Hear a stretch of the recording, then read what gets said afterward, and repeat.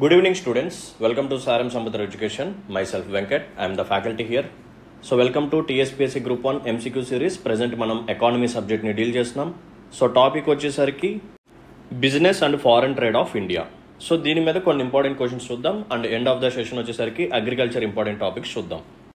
And previous వీడియోలో ఒక student కూడా అడిగారు అనమాట, సార్ మరి ఇండస్ట్రీ అండ్ సర్వీస్ సెక్టర్కి సంబంధించిన టాపిక్స్ ఎప్పుడు చెప్తారు అని. So don't worry, so agriculture అయిపోవస్తుంది. సో అగ్రికల్చర్ అయిపోయిన తర్వాత నేను ఇండస్ట్రీ అండ్ సర్వీస్ సెక్టర్ కూడా కొన్ని ఇంపార్టెంట్ టాపిక్స్ చెప్తాను. సో నేను మొత్తం అయితే చెప్పడం కష్టం, ఇది ఎంసీక్యూ సెషన్ మాత్రమే.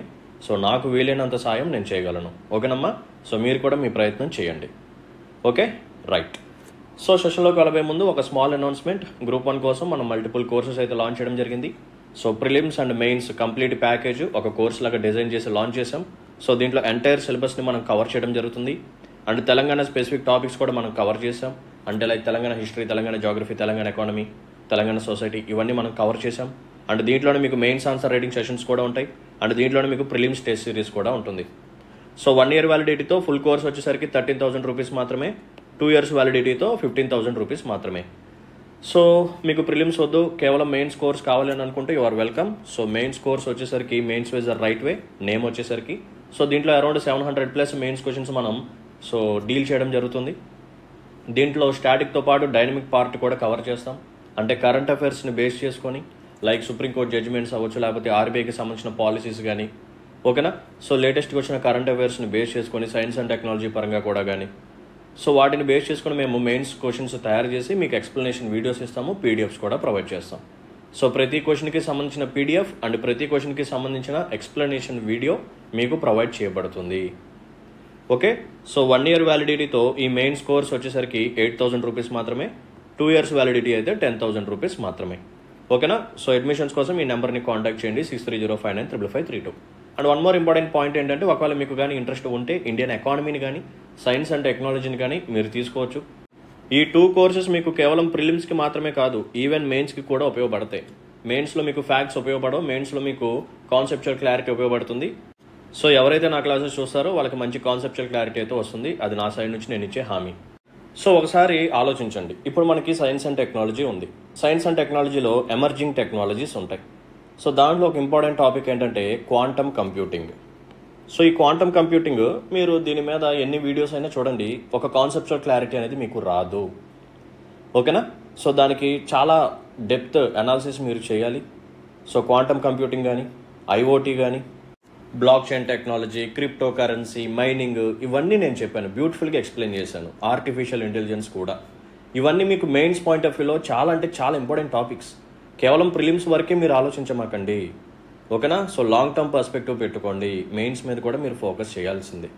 సో ఒకవేళ మీకు కానీ ఇంట్రెస్ట్ ఉంటే ఎకానమీని కానీ సైన్స్ అండ్ టెక్నాలజీని కానీ ఇండివిజువల్గా కూడా తీసుకోవచ్చు. ఆ ఫ్లెక్సిబిలిటీ మీకు ఉంది. ఓకేనా. సో అడ్మిషన్స్ కోసం సేమ్ ఇదే నెంబర్ని కాంటాక్ట్ చేయండి, 6305955532. సో ఇక లేట్ లేకుండా మన సెషన్ని స్టార్ట్ చేద్దాం, పదండి. Let's look at the first question. In an economy the sectors are classified into public sector and private sector on the basis of. So దేన్ని బేస్ చేసుకుని మనం పబ్లిక్ సెక్టర్ అంటాం, లేకపోతే ప్రైవేట్ సెక్టర్ అంటాం. ఆప్షన్స్ చూడండి. Employment condition, nature of economic activities, ownership of enterprises, use of raw materials. So right answer ఏంటంటే ownership of enterprises అనమాట. So ఏదైనా ఒక కంపెనీ తాలూకా మెజారిటీ షేర్స్ ఎవరి చేతిలో ఉంటాయో దాన్ని బట్టి డిసైడ్ అవుతుంది. సో మెజారిటీ షేర్స్ అంటే 51%. సో ఇది ఒకవేళ గవర్నమెంట్ చేతిలో ఉంటే మెజారిటీ షేర్స్ అనేవి, then we can call it as public sector. ఒకవేళ ఈ మెజారిటీ షేర్ వచ్చేసరికి ప్రైవేట్ వాళ్ళ చేతిలో ఉంటే we call it as private sector. ఓకేనా. సో ఓనర్షిప్ని బేస్ చేసుకొని అది పబ్లిక్ సెక్టారా ప్రైవేట్ సెక్టర్ అని చెప్పి మనం డిసైడ్ చేస్తాం. సో ఈ పర్టికులర్ క్వశ్చన్కి ఆన్సర్ ఏంటంటే option C is the right answer. Let's look at the next question. Economic liberalization in India started with. So మనం 1990sలో బ్యాలెన్స్ ఆఫ్ పేమెంట్ క్రైసిస్ వచ్చిన తర్వాత మనం ఎల్పిజి రిఫార్మ్స్ని ఇండియాలో ఇంట్రడ్యూస్ చేసాం. LPG reform stands for liberalization, privatization and globalization. Liberalization అంటే ఏంటి? గవర్నమెంట్ తన యొక్క ప్రెజెన్స్ని తగ్గించుకోవాలి. ఓకేనా. సో చాలా స్ట్రిక్ట్ రూల్స్ ఉండేవి, సో వాటిని రెడ్యూస్ చేయాలి. ఓకేనా. సో చాలా strict rules, guide lines, regulations ఉండేవి, లైసెన్స్ రాజ్ వ్యవస్థ ఉండేది. సో ఎవరైనా ఒక పర్సన్ వచ్చి కంపెనీ పెట్టాలి అంటే చాలా పెద్ద ప్రాసెస్, అది చాలా స్ట్రిక్ట్ ప్రాసెస్. సో ప్రొడక్షన్ ఎంత చేయాలి, ఏ గూడ్స్ని ప్రొడ్యూస్ చేయాలి, ఏ ప్రైస్కి అమ్మాలి, సో ప్రతి దాంట్లో గవర్నమెంట్ ఇన్వాల్వ్ అయ్యి గవర్నమెంటే డిసైడ్ చేసేదన్నమాట. సో ఆ పాలసీస్ని ఓకేనా, ఆ రెగ్యులేషన్స్ని రెడ్యూస్ చేయడాన్ని మనం లిబరలైజేషన్ అంటాం. సో గవర్నమెంట్ తను పెట్టిన స్ట్రిక్ట్ రూల్స్ అండ్ రెగ్యులేషన్స్ని తగ్గించింది.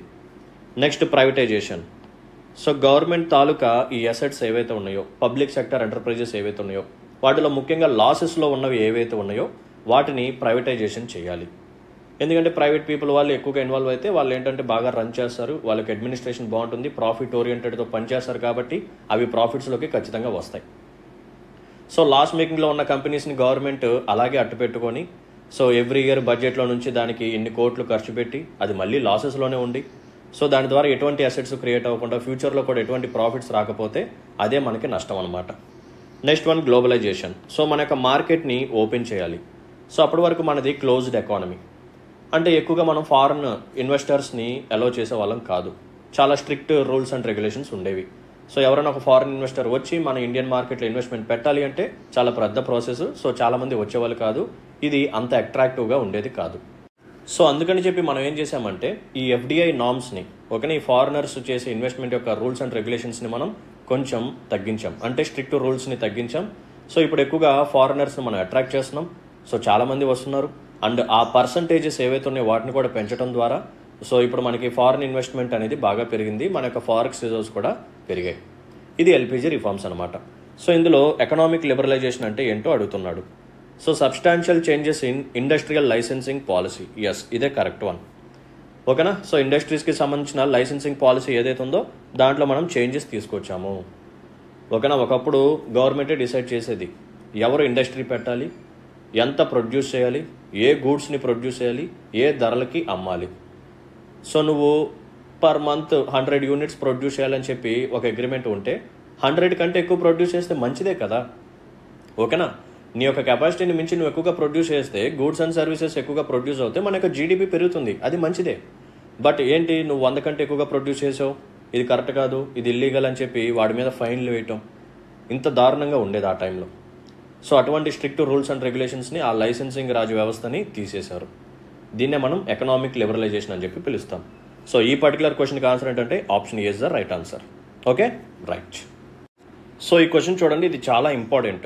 Which of the following areas has been excluded by the ministry of corporate affairs from the ambit of corporate social responsibility activities.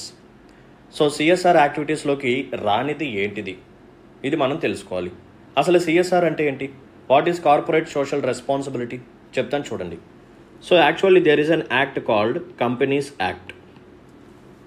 ఏంటిదమ్మా, companies act 2013. So ఈ act ప్రకారం ఏంటంటే మన ఇండియాలో ఉన్న కొన్ని కార్పొరేట్ కంపెనీస్ ఏం చేయాలి అంటే వాటి యొక్క ప్రాఫిట్స్లో సమ్ పర్సంటేజ్ తీసుకొచ్చి మంచి పనులు చేయాలన్నమాట, సొసైటీకి మంచి పనులు చేయాలి. సార్ ఇది మ్యాండేటరీ అంటే ఎస్ ఇట్ ఈజ్ మ్యాండేటరీ. ఈ స్టేట్మెంట్ చాలా ఇంపార్టెంట్ ఓకేనా. It is mandatory. Majority of the కంట్రీస్లో అంటే ఇతర దేశాల్లో కార్పొరేట్ సోషల్ రెస్పాన్సిబిలిటీ అనేది ఇట్ ఈజ్ నాట్ మ్యాండేటరీ వేరే దేశాల్లో.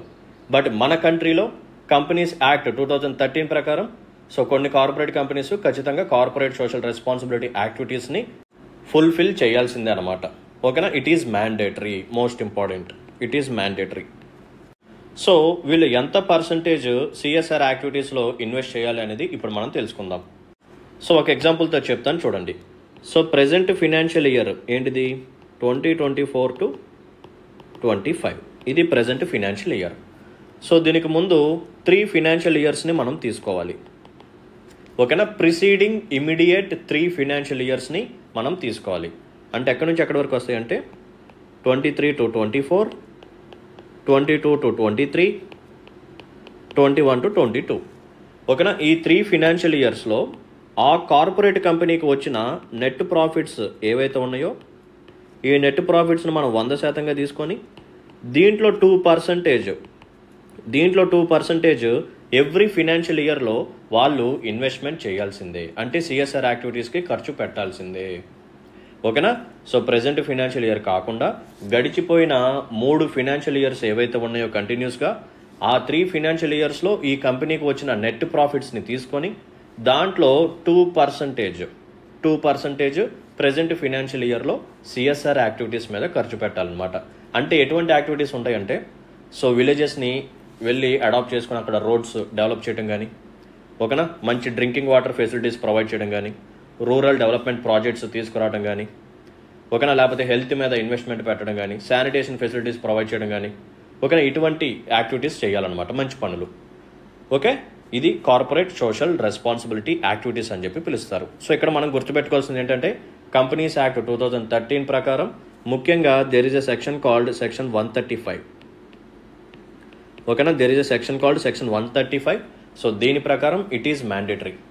ఓకేనా. సో వాళ్ళకి ప్రిసీడింగ్ 3 ఫినాన్షియల్ ఇయర్స్లో వచ్చిన నెట్ ప్రాఫిట్స్లో 2% తీసుకొచ్చి ప్రెజెంట్ ఫినాన్షియల్ ఇయర్లో ఈ యాక్టివిటీస్ మీద వాళ్ళు ఖర్చు పెట్టాల్సిందే. It is binding and mandatory, that's it. So ఇక్కడ మనం ఇప్పుడు చూద్దాం. సో ఏది కార్పొరేట్ సోషల్ రెస్పాన్సిబిలిటీ కిందకి రాదు, ఇది మనం చదివితే కొంచెం గెస్ చేసి చెప్పేయచ్చు. So livelihood enhancement and rural development projects, yes ఇది మంచి పని. Contributions made directly or indirectly to any political party. So ఏదైనా ఒక పొలిటికల్ పార్టీకి మన డొనేషన్స్ కానీ, ఓకేనా, ఇటువంటివి ఫండ్స్ ఇస్తూ ఉంటే అది కార్పొరేట్ సోషల్ రెస్పాన్సిబిలిటీ కిందకి వస్తుందా? రాదు కదా. మిగతాది చూడండి, promoting preventive health care and sanitation, yes health care మీద శానిటేషన్ మీద మనం ఏదన్నా ఇన్వెస్ట్మెంట్ పెడితే కార్పొరేట్ వాళ్ళు, అది మంచి పని. Making safe drinking water available would be considered as a CSR activities, ఇది కూడా కరెక్టే. సో ఇక్కడ కానిది ఏంటి? Option B. సో వాడు కూడా కానిది అడిగాడు కాబట్టి option B is the right answer for this particular question. ఓకేనా, రైట్. సో ఈ క్వశ్చన్ చూడండి, ఇది కూడా కొంచెం ఇంట్రెస్టింగ్గానే ఉంటుంది. Which company adopted the Taj Mahal through the clean India campaign of tourism ministry? ఓకేనా, మనకి టూరిజం మినిస్ట్రీ ఏం చేసిందంటే, ఈ టూరిస్ట్ డెస్టినేషన్స్ ఏవైతే ఉన్నాయో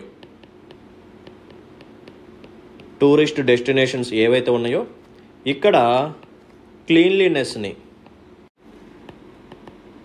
క్లీన్లీనెస్ని ప్రమోట్ చేయడం కోసం అండ్ హైజీన్ కండిషన్స్ని ప్రమోట్ చేయడం కోసం, ఓకేనా, క్లీన్లీనెస్ని ప్రమోట్ చేయాలి, హైజీన్ కండిషన్స్ని ప్రమోట్ చేయాలి అండ్ టూరిస్ట్ని అట్రాక్ట్ చేయాలి. ఎక్కడ? టూరిస్ట్ డెస్టినేషన్ సరౌండింగ్స్లో అండ్ ఆ టూరిస్ట్ డెస్టినేషన్ ప్లేస్ని కూడా. సో ఎవరు తీసుకొచ్చారు ఈ ప్రోగ్రామ్ అంటే, సో టూరిజం మినిస్ట్రీ అనమాట. సో ప్రోగ్రామ్ పేరు వచ్చేసరికి క్లీన్ ఇండియా క్యాంపెయిన్. సో ఎందుకు తీసుకొచ్చారు? ఈ టూరిస్ట్ డెస్టినేషన్స్ ఏవైతే ఉన్నాయో అక్కడ క్లీన్లీనెస్ని కానీ, హైజీన్ కండిషన్స్ కానీ, బెటర్ స్టేయింగ్ కండిషన్స్ ప్రొవైడ్ చేయాలి, టూరిస్ట్ని అట్రాక్ట్ చేయడం కోసం ఈ ప్రోగ్రామ్ని లాంచ్ చేశారు.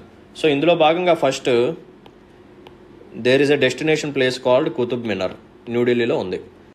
సో ఈ క్లీన్ ఇండియా క్యాంపెయిన్ ఏదైతే ఉందో దీంట్లో భాగంగా కుతుబ్ మినార్ని ఇండియా టూరిజం డెవలప్మెంట్ కార్పొరేషన్ వాళ్ళు 2012లో అడాప్ట్ చేసుకోవడం జరిగింది.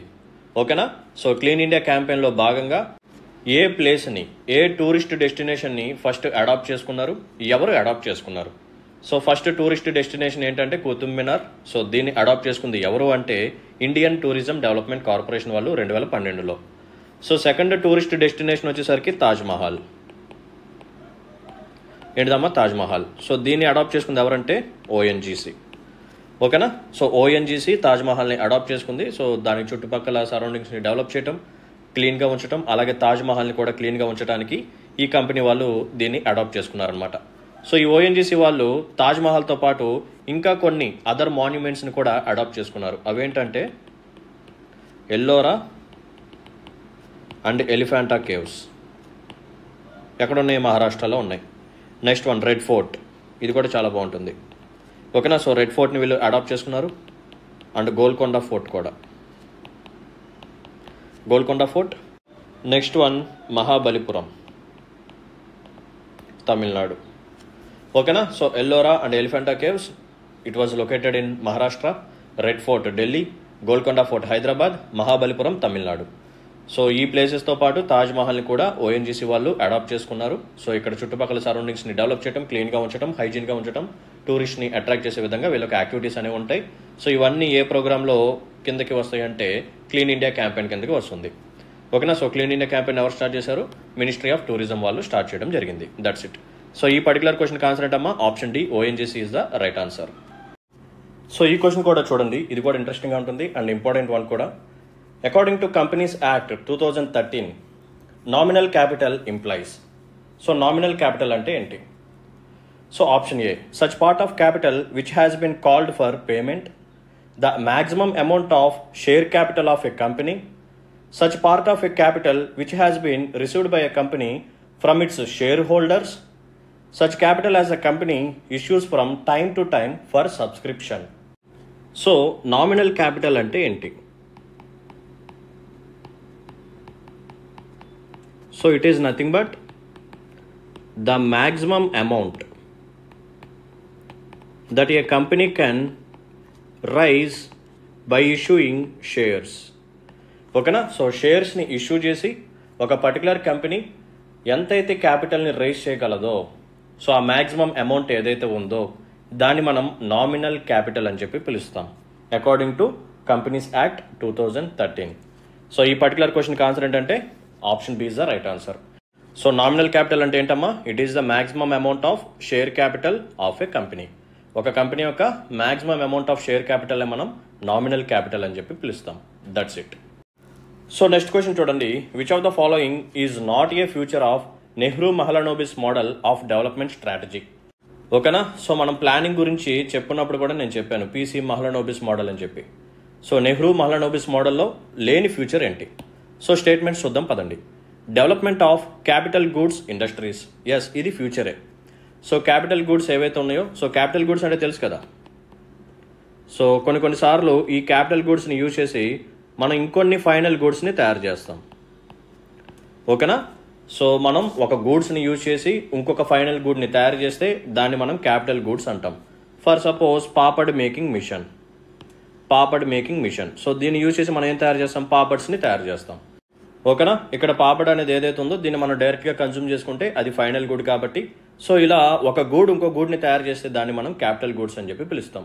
ఓకే, సో క్యాపిటల్ గూడ్ ఇండస్ట్రీస్ని డెవలప్ చేయడం అనేది ఈ మహలనోబిస్ మోడల్లో ఒక feature. Major involvement of state in the economy.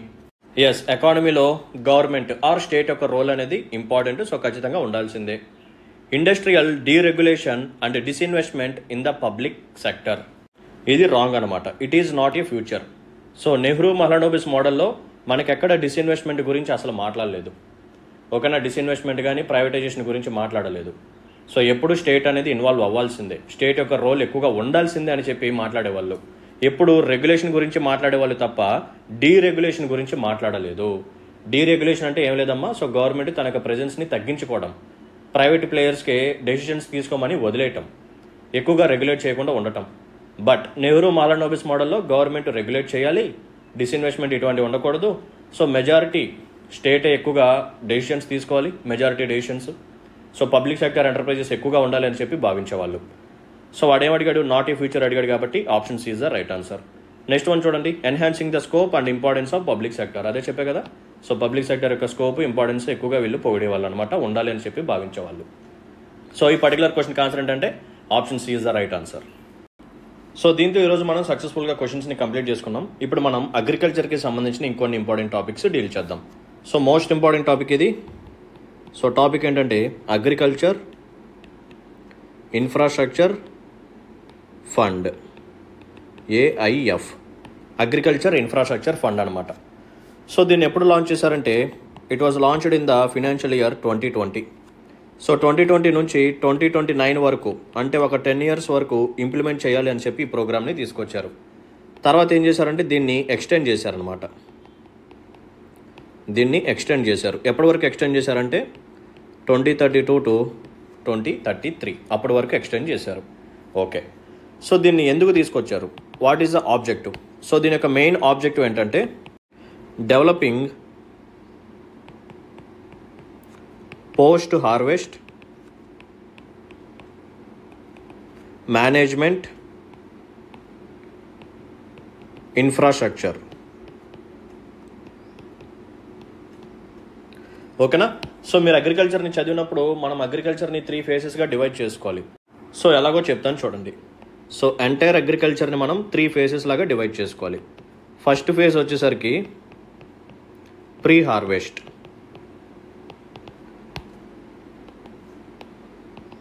Second phase వచ్చేసరికి డ్యూరింగ్ హార్వెస్ట్,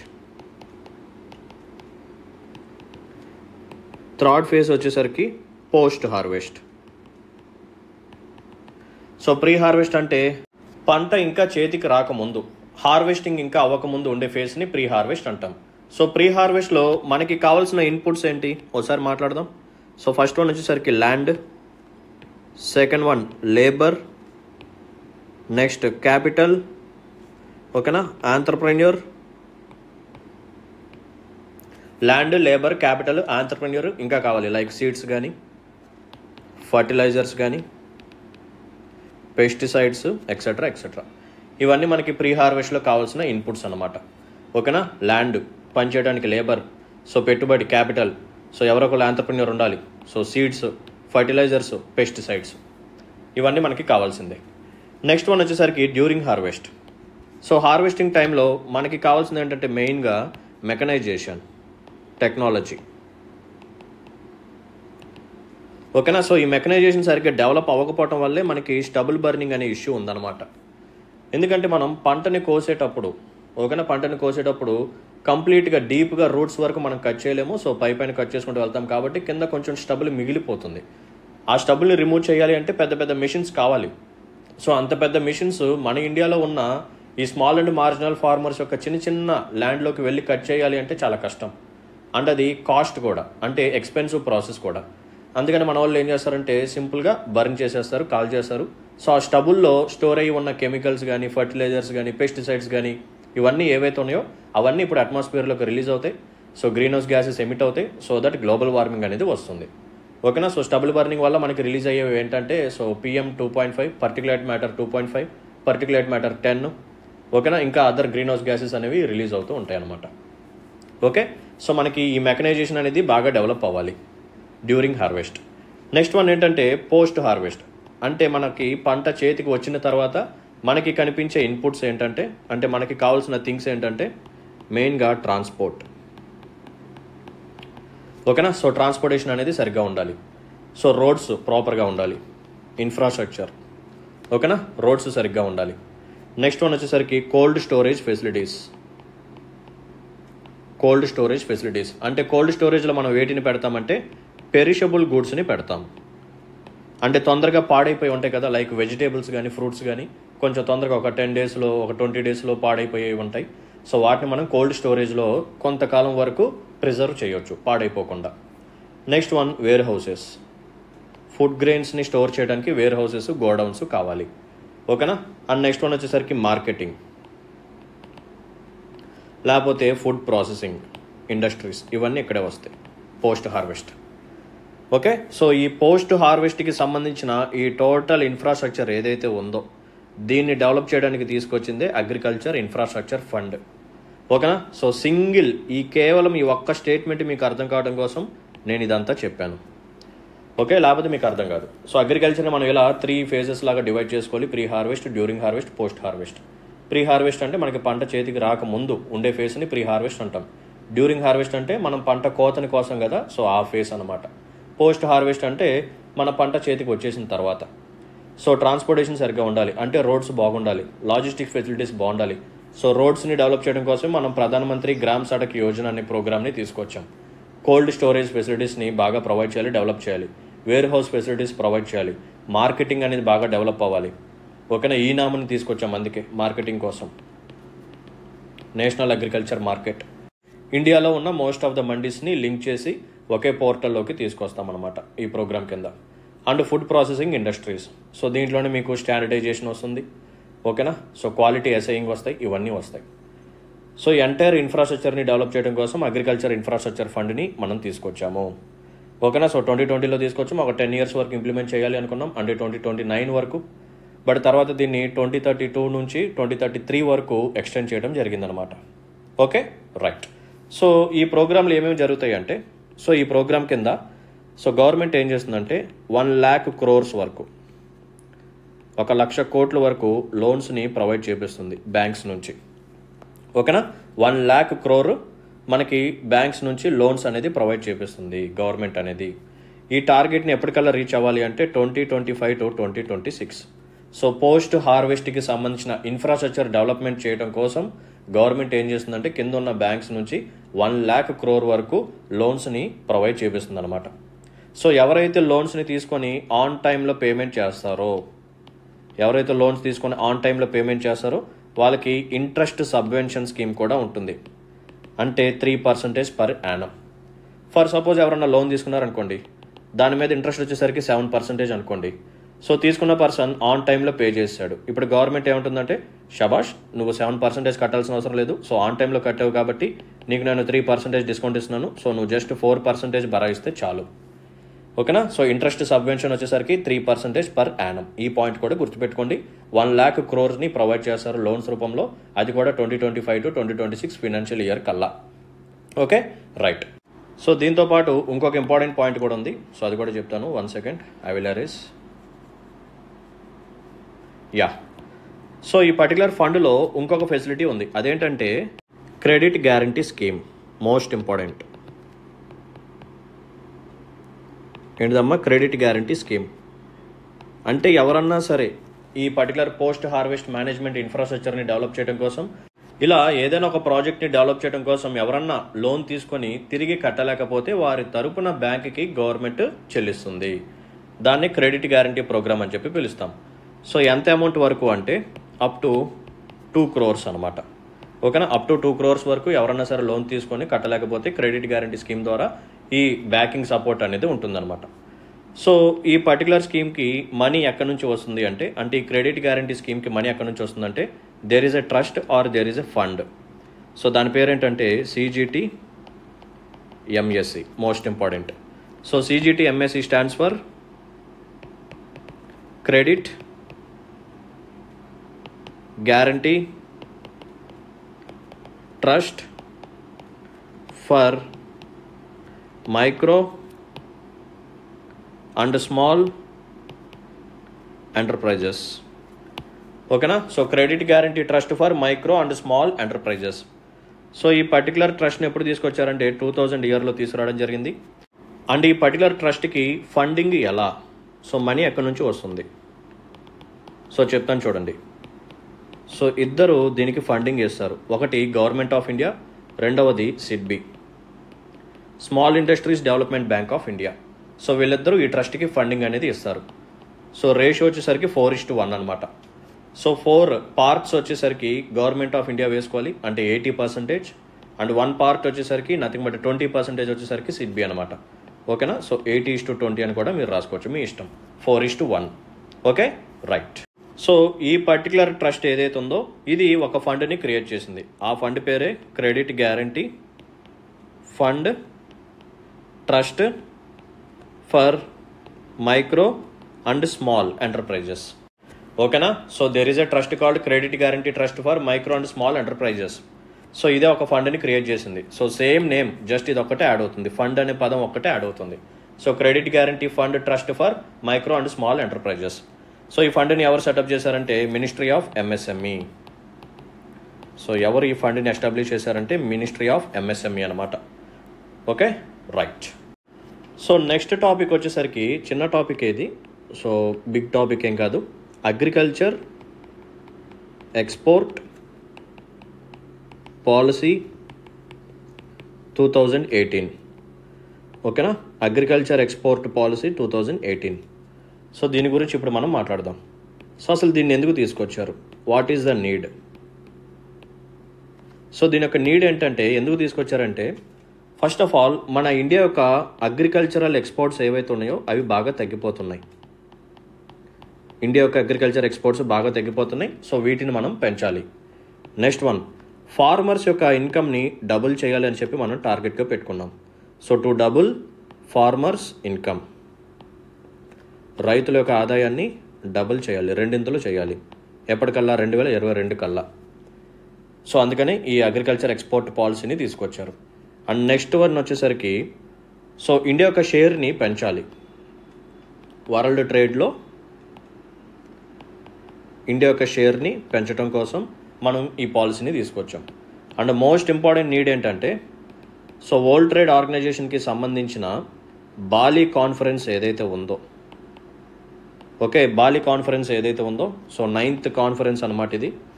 సో అక్కడ ఒక పీస్ క్లాస్ అనేది వీళ్ళు తీసుకున్నారు. సో ఆ పీస్ క్లాస్ని మనం ఇంప్లిమెంట్ చేయడం కోసం ఈ అగ్రికల్చర్ ఎక్స్పోర్ట్ పాలసీ 2018ని తీసుకొచ్చాం. ఓకేనా. సో అగ్రికల్చర్ ఎక్స్పోర్ట్స్ తగ్గిపోయాయి, సో వాటిని పెంచాలి. ఫార్మర్స్ యొక్క ఇన్కమ్ని డబుల్ చేయాలి 2022 కల్లా. అండ్ వరల్డ్ ట్రేడ్లో ఓకేనా మన ఇండియా యొక్క షేర్ని పెంచాలి. అండ్ వరల్డ్ ట్రేడ్ ఆర్గనైజేషన్లో nothing but Bali conference 9th conference ఏదైతే ఉందో అక్కడ ఒక పీస్ క్లాస్ని వీళ్ళు తీసుకున్నారు, అడాప్ట్ చేసుకున్నారు. సో దాన్ని ఇంప్లిమెంట్ చేయడం కోసం ఈ పాలసీని మనం తీసుకొచ్చాం. ఓకే. సో దీంట్లో మన యొక్క గోల్స్ ఏంటి, what are the objectives? So first one ఏంటంటే 2018లో అంటే 2018లో మన అగ్రికల్చర్ ఎక్స్పోర్ట్ వాల్యూ ఎంత ఉంది అనేది ఒకసారి చూద్దాం. సో అగ్రికల్చర్ ఎక్స్పోర్ట్ వాల్యూ వచ్చేసరికి $30 బిలియన్ అనమాట. సో దీన్ని పెంచడం కోసం అంటే 2022 కల్లా దీన్ని $60 బిలియన్ పెంచడం కోసం ఈ పాలసీని తీసుకొచ్చాం. ఇది ఆబ్జెక్టివ్. ఓకేనా. సో అగ్రికల్చర్ ఎక్స్పోర్ట్ టార్గెట్ వచ్చేసరికి 2022 కల్లా $60 బిలియన్ మనం రీచ్ అవ్వాలి అని చెప్పి ఒక గోల్ లాగా పెట్టుకున్నాం. ఓకే. అండ్ నెక్స్ట్ వన్ మనకు ఎక్స్పోర్ట్ బాస్కెట్ ఏదైతే ఉందో దీన్ని డైవర్సిఫై చేయాలి. ఎక్స్పోర్ట్ బాస్కెట్ ఏదైతే ఉందో దీన్ని డైవర్సిఫై చేయాలి అంటే ఏంటి? ఫర్ సపోజ్ 2018 అనుకోండి, ఇండియా కేవలం రైస్, వీట్, కార్న్ అంటే మేజ్ ఈ మూడింటిని ఎక్స్పోర్ట్ చేస్తుంది అనుకోండి. ఇప్పుడు మనం ఏం చేయాలి? వీటితో పాటు ఆయిల్ సీడ్స్ ఎక్స్పోర్ట్ చేయాలి, ఓకేనా, బాస్మతి రైస్ని ఎక్స్పోర్ట్ చేయాలి, కోకోనట్ ఎక్స్పోర్ట్ చేయాలి, లేకపోతే కాప్రాన్ ఎక్స్పోర్ట్ చేయాలి, ఇలా ఓకేనా. సో మనకు బాస్కెట్ని డైవర్సిఫై చేయాలి, ఇంకా పెంచుకోవాలి. ఓకే. మనం కేవలం ఒక 3 కమోడిటీస్ని మాత్రమే ఎక్స్పోర్ట్ చేస్తే అలా కాదు, ఇంకొంచెం పెంచు. ఒక 5 కమోడిటీస్ని ఎక్స్పోర్ట్ చేసే విధంగా ఆ స్టేజ్కి మనం వెళ్ళాలి, లేకపోతే ఒక 6 కమోడిటీస్, లేకపోతే 10. ఓకేనా. సో మనకు ఎక్స్పోర్ట్ బాస్కెట్ ఏదైతే ఉందో దాన్ని డైవర్సిఫై చేయాలి. అండ్ దీంతో పాటు డెస్టినేషన్స్ని కూడా మనం డైవర్సిఫై చేయాలి. డెస్టినేషన్స్ అంటే ఎలా అంటే ఫర్ సపోజ్ మనకు అగ్రికల్చర్ ప్రోడక్ట్స్ ఏవైతే ఉన్నాయో వాటిని కేవలం యూఎస్ఏకి లేకపోతే యూకేకి ఈ 2 దేశాలకే మనం ఎక్స్పోర్ట్ చేస్తున్నాం అని అనుకోండి. 2018లో కేవలం ఈ 2 కంట్రీస్కి మాత్రమే మనం అగ్రికల్చర్ ఎక్స్పోర్ట్స్ని చేస్తున్నాము, వేరే దేశాలకి చేయట్లేదు అని అనుకోండి. ఇప్పుడు అలా కాకుండా దాంతోపాటు రష్యాని యాడ్ చేయి, లేకపోతే చైనాని యాడ్ చేయి, ఓకేనా, లేకపోతే ఇజ్రాయెల్ని యాడ్ చేయి, ఇలా యాడ్ చేసుకుంటూ వెళ్ళు. అంటే ఏం లేదు, మనకు డెస్టినేషన్ ప్లేసెస్ని కూడా పెంచుకోవాలి. ఓకేనా. కేవలం కొన్ని దేశాలకి మాత్రమే మనం ఎక్స్పోర్ట్ చేస్తే సరిపోదు, ఎక్కువ దేశాలకి ఎక్స్పోర్ట్ చేయాలి, అలాగే ఎక్కువ కమోడిటీస్ని కూడా మనం ఎక్స్పోర్ట్ చేయాలి. ఓకేనా. అండ్ నెక్స్ట్ వన్ బ్యారియర్స్ని కూడా మనం ట్యాకిల్ చేయాలి. So tackling barriers. సో కొన్ని డైరెక్ట్గా ఉంటాయి, కొన్ని ఇండైరెక్ట్గా ఉంటాయి. సో వాటిని మనం ట్యాకిల్ చేయాలి. అండ్ మార్కెట్ యాక్సెస్ని పెంచుకోవాలి, ఇండియా యొక్క మార్కెట్ యాక్సెస్ని పెంచుకోవాలి. సో ఇది కథ అన్నమాట. సో అందుకనే అగ్రికల్చర్ ఎక్స్పోర్ట్ పాలసీ 2018ని తీసుకొచ్చాం. ఓకే. సో నెక్స్ట్ టాపిక్ వచ్చేసరికి సో దీని యొక్క టైటిల్ కొంచెం లెంతీగా ఉంటుంది, తప్పదు చూడండి. Agricultural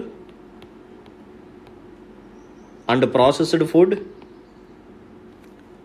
products, agricultural and processed food products export development authority. So దీన్నే షార్ట్కట్లో APEDA అని చెప్పి పిలుస్తాం. ఓకేనా. So agricultural and processed food products export development authority. So ఈ బాడీని ఎలా తీసుకొచ్చారంటే by passing an act. So ఆ యాక్ట్ పేరు ఏంటంటే ఇదే అనమాట. So APEDA act 1985. Okay. And ఈ బాడీ ఏదైతే ఉందో ఇది ఎప్పటి నుంచి ఆపరేషనల్లోకి వచ్చిందంటే 1986 నుంచి ఇది వర్కింగ్లోకి వచ్చిందనమాట. సో దీన్ని బట్టి ఏం చెప్పొచ్చు, ఈ బాడీ అనేది it is a statutory body. ఒక యాక్ట్ ద్వారా క్రియేట్ అయింది కాబట్టి, ఒక స్టాట్యూట్ ద్వారా ఇది క్రియేట్ అయింది కాబట్టి దీన్ని మనం స్టాట్యూటరీ బాడీ అని చెప్పి పిలుస్తాం. అండ్ ఈ బాడీ ఏదైతే ఉందో it comes under ministry of commerce and industry. Ministry of commerce and industry. So దీని యొక్క మెయిన్ గోల్ ఏంటంటే to promote exports of agriculture products. ఓకేనా. సో అగ్రికల్చర్ ప్రోడక్ట్స్ యొక్క ఎక్స్పోర్ట్స్ని ప్రమోట్ చేయడం కోసమే ఈ బాడీని క్రియేట్ చేశారు. సో వీళ్ళు మెయిన్గా ఏ ప్రోడక్ట్స్ మీద వీళ్ళు ఫోకస్ చేస్తారు అంటే సో అన్ని ప్రోడక్ట్స్ మీద వీళ్ళు ఫోకస్ చేయరు, కేవలం కొన్ని అగ్రికల్చరల్ ప్రోడక్ట్స్ మీద మాత్రమే వీళ్ళు ఫోకస్ చేస్తారు, ప్రమోట్ చేస్తారు. మరి ఏంటి అగ్రికల్చర్ ప్రోడక్ట్స్? సో వీటిని ఒక పేరుతో పిలుస్తారనమాట. సో ఆ నేమ్ ఏంటంటే షెడ్యూల్డ్ ప్రోడక్ట్స్. ఓకేనా, షెడ్యూల్డ్ ప్రోడక్ట్స్ అంటే ఇందాక ఒక యాక్ట్ చెప్పాం కదా, ఏ యాక్ట్? ఏపీఈడిఏ యాక్ట్ అని చెప్పి, ఏపీఈడిఏ యాక్ట్. సో ఈ యాక్ట్లో కొన్ని ప్రోడక్ట్స్ని షెడ్యూల్డ్ ప్రోడక్ట్స్ లాగా ఒక లిస్ట్ లాగా తయారు చేశారు. సో దీంట్లోకి ఏమేమి వస్తాయంటే fruits, vegetables, alcoholic and non alcoholic beverages కూడా వస్తాయి.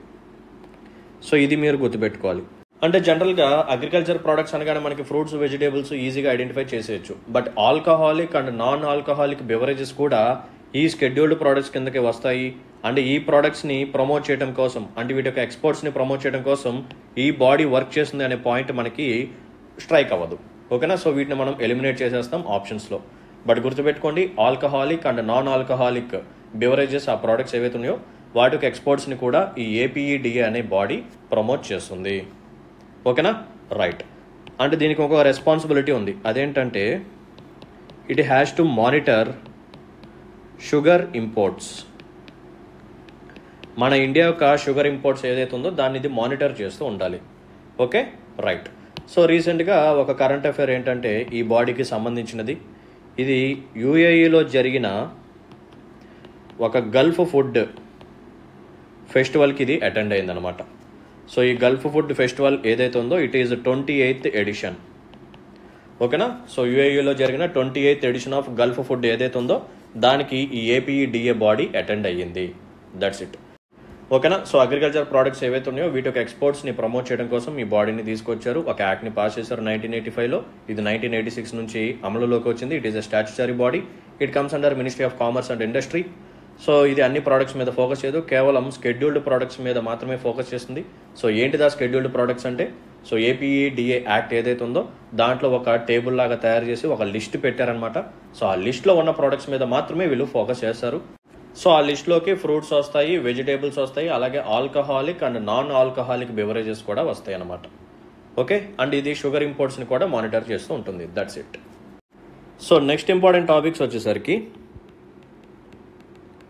ఎన్సిడిఎక్స్, అగ్రిడెక్స్. సో దీని గురించి కూడా చూద్దాం. ఓకేనా, ఎన్సిడెక్స్, అగ్రిడెక్స్. సో యాక్చువల్గా ఈ బాడీ యొక్క ఫుల్ ఫామ్ ఏంటంటే నేషనల్ కమోడిటీస్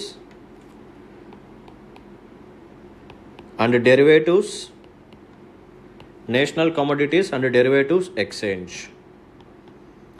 సో దీన్ని ఎన్సిడిఈఎక్స్ అని చెప్పి పిలుస్తాం.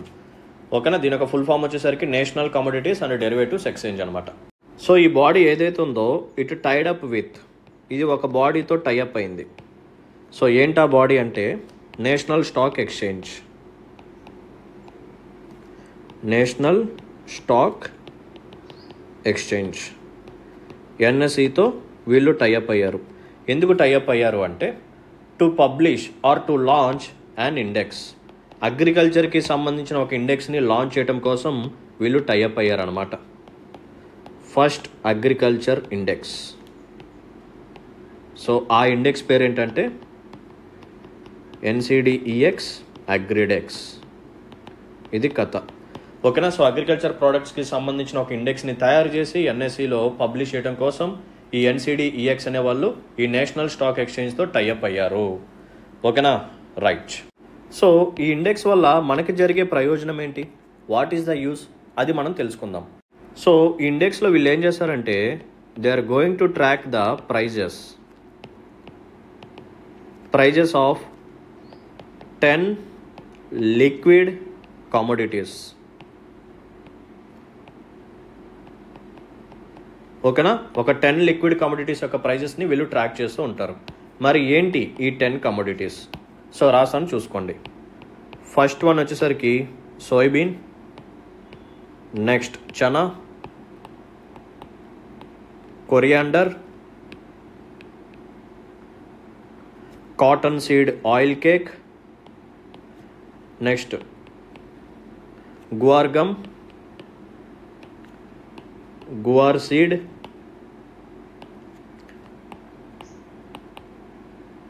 Mustard seed, refined soy oil, castor seed, jeera. ఓకేనా? సో 10 వచ్చాయా? Soybean, chana, coriander, cotton seed, oil cake. So 4 అయినాయి. Guar gum 5, guar seed 6, mustard seed 7, refined soy oil 8, castor seed 9, jeera 10. So ఈ 10 కమోడిటీస్ని వీటి యొక్క ప్రైజెస్ని ట్రాక్ చేస్తూ ఉంటారు. ఓకేనా? సో వీటి యొక్క ప్రైజెస్ పెరుగుతున్నాయా తగ్గుతున్నాయా? సో దీని ద్వారా మనకి ఏంటంటే మార్కెట్లో వీటి యొక్క ప్రైజెస్ ఎలా ఉన్నాయో మనకి తెలుస్తాయి. So that we can take better decisions regarding to our policy, agriculture policy. Okay?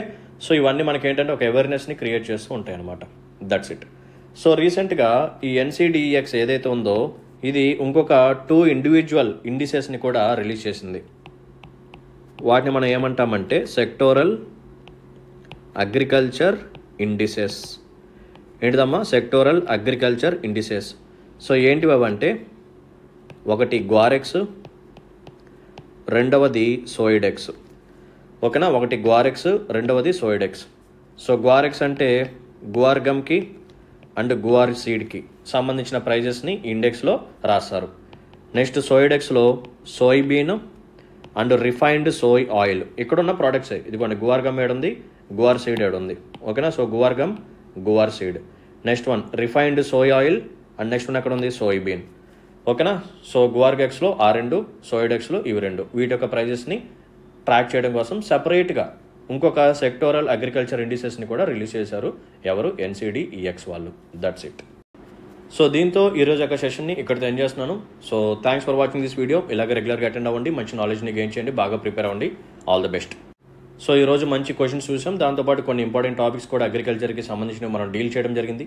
So మీకు కానీ నాకు ఎక్స్ప్లెనేషన్ కానీ నచ్చినట్టయితే, ఇటువంటి సెషన్స్ మీరు నా నుంచి మరిన్ని కోరుకున్నట్టయితే please hit the like button and మీ యొక్క వాల్యుబుల్ కామెంట్ని మెన్షన్ చేయండి. అండ్ మీ ఫ్రెండ్స్ అండ్ ఫెలో ఆస్పిరెంట్స్కి కూడా మన వీడియోస్ని షేర్ చేయండి. ఓకేనా? Right. So let's call it a day then. See you in the next session. Until then take care. Bye. జై హింద్.